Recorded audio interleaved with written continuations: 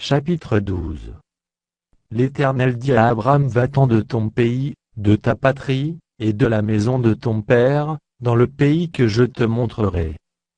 Je ferai de toi une grande nation, et je te bénirai, je rendrai ton nom grand, et tu seras une source de bénédiction. Je bénirai ceux qui te béniront, et je maudirai ceux qui te maudiront, et toutes les familles de la terre seront bénies en toi.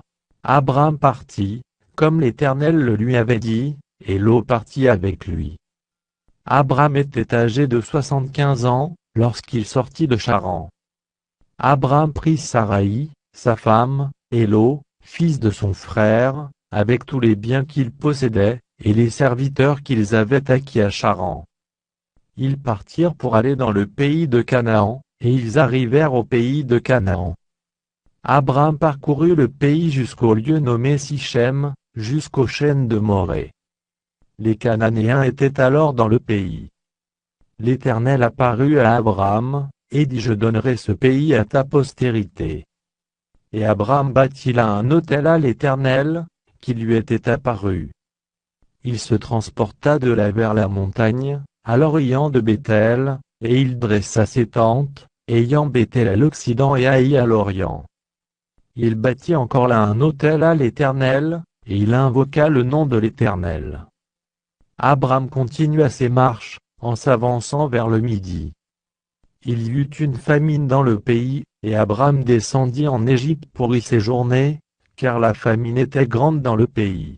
Comme il était près d'entrer en Égypte, il dit à Saraï, sa femme: Voici, je sais que tu es une femme belle de figure. Quand les Égyptiens te verront, ils diront: C'est sa femme.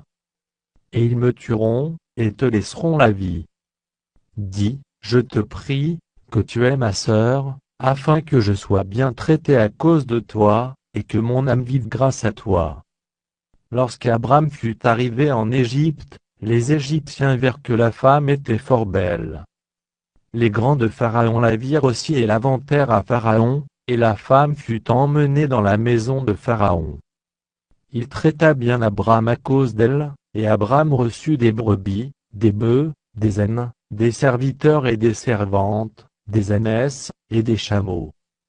Mais l'Éternel frappa de grandes plaies Pharaon et sa maison, au sujet de Saraï, femme d'Abraham. Alors Pharaon appela Abraham, et dit: Qu'est-ce que tu m'as fait? Pourquoi ne m'as-tu pas déclaré que c'est ta femme? Pourquoi as-tu dit: C'est ma sœur? Aussi l'ai-je prise pour ma femme. Maintenant, voici ta femme, prends-la, et va-t'en. Et Pharaon donna ordre à ses gens de le renvoyer, lui et sa femme, avec tout ce qui lui appartenait.